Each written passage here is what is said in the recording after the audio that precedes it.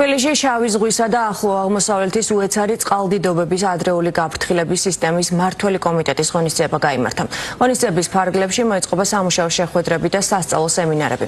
აღნიშნული სისტემა ძლიერი ნალექებით გამოწვეულ წყალმოვარდნებს დროულ შეფასებასა და პროგნოზირებაში მრავალ ქვეყანას ეხმარება. ბოლო პერიოდში ჩვენ ყველა ვხედავთ გახშირებულ ბუნებრივ სტიქიურ მოვლენებს და რა თქმა უნდა ამ პროცესებში ძალიან მნიშვნელოვანია ერთის მხრივ ეროვნული სისტემების გაძლიერება და რა თქმა უნდა მნიშვნელოვანი პროგრესი აქვს გარემოს ეროვნულ სააგენტოს ბოლო წლებში ამ მიმართულებით, მაგრამ ასევე არანაკლებ მნიშვნელოვანია საერთაშორისო თანამშრომლობის გაძლიერება.